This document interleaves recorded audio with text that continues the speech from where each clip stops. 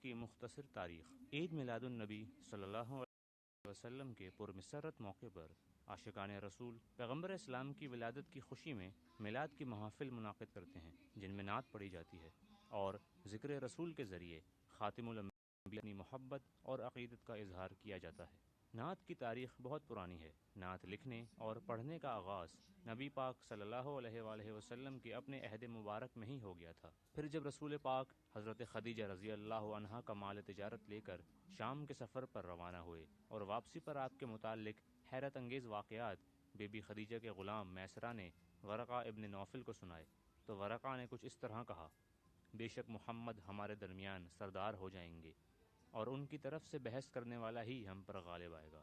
آپ کے شفیق چچا ابو طالب کے متعلق امام بخاری اپنی صحیح کتاب استسقاء میں واقعہ نقل کرتے ہیں کہ ایک دن رسول خدا بارش کے لیے دعا میں مصروف تھے تو حضرت عبداللہ ابن عمر رضی اللہ عنہ کو جناب ابو طالب کا یہ شعر یاد آیا۔ وہ کہتے ہیں: سفید چہرے والا وہ شخص جس سے بارش کی دعا کروائی جاتی ہے، جو یتیموں اور بیواؤں کا محافظ ہے۔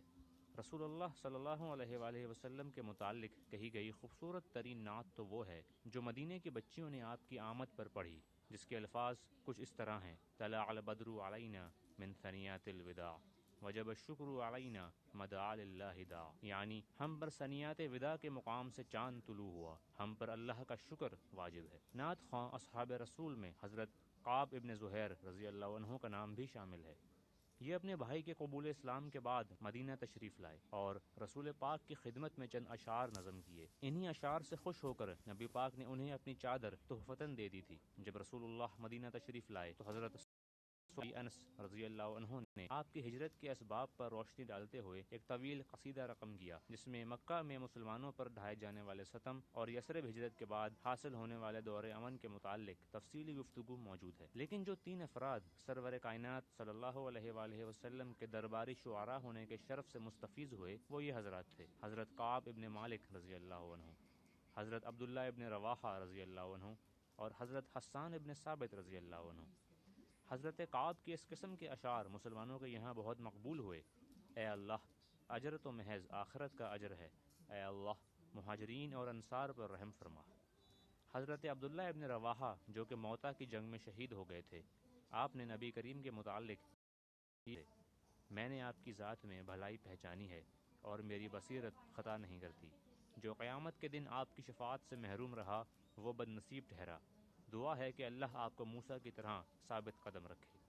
جب رسول اللہ کے درباری شعراء کا تذکرہ آئے تو ان میں محترم ترین نام حضرت حسان ابن ثابت کا ہے۔ بی عائشہ رضی اللہ عنہا بھی حسان کے اشعار کو استعمال کرتی ہیں، جیسے کہ تاریک راتوں میں ان کی پیشانی اندھیرے میں چراغ کی طرح چمکتی ہے۔ اس میں ایک شعر یہ بھی تھا: بے شک میرا باپ، میرا دادا اور میری عزت سب محمد کی ناموس کی دفاع کی خاطر ہے۔ رسول اللہ کی وفات کے بعد آپ کے سوگ میں جو مرثیے کہے گئے ان میں نعتیہ پہلو بھی پایا جاتا ہے۔ آپ کے چچیرے اور رضائی بھائی حضرت ابو سفیان مغیرہ ابن حارث رضی اللہ عنہ نے آپ کے انتقال کے بعد ایک قصیدہ لکھا جس کے بعض اشعار کچھ اس طرح سے تھے: رسول اللہ ایسے نبی تھے جو ہمارے شکوک کو وحی اور اپنے اقوال کی مدد سے دور کیا کرتے تھے۔ آپ ہمارے ہادی اور ہمارے لیے ہدایت کی دلیل تھے۔